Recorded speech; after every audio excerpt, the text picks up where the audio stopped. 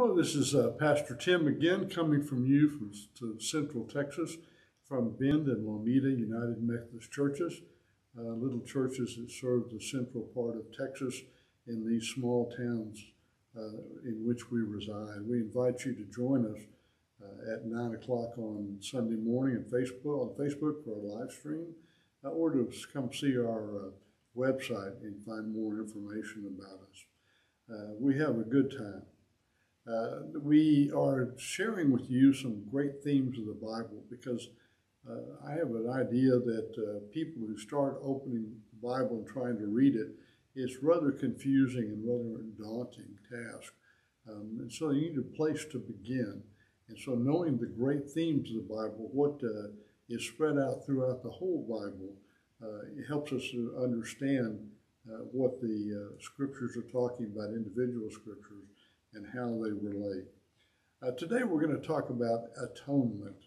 Atonement is an interesting concept back to the Greek and Roman gods who required a sacrifice to something to try to please them so that they would do something favorable or try to keep some mischief from happening. The Hebrews didn't really have that. They weren't trying to convince God of something. They were trying to indicate the seriousness with which they repented, as they turned away from that which was not helpful, which was harmful to them and to the community. And so they sacrificed sometimes grain, sometimes money, sometimes birds, sometimes animals, to show the seriousness of their request to God. The idea of sacrificing meant that you wanted God's attention, that you wanted God to know that you were going to change and have a new form of life.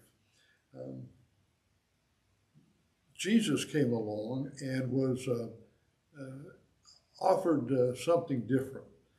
He was God's Son come into the world to bridge the gap between humankind and God.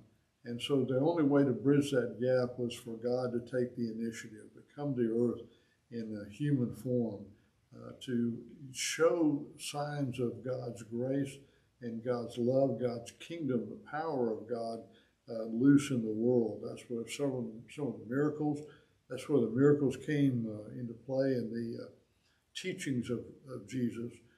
People heard those and knew that they were of God.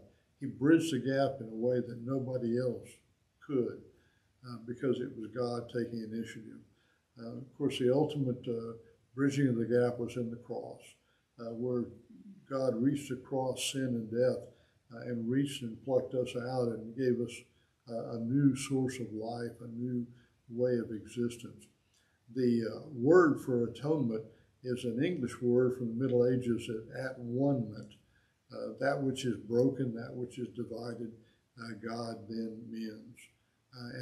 So we are atoned not by our own activity, but by God's. And every time you see a time when God reaches out to someone in the New or the Old Testament, it's a sign of God's grace bridging the gap in what we don't deserve, but only God can do for us. Hope you keep that in mind when you think about your relationship with God.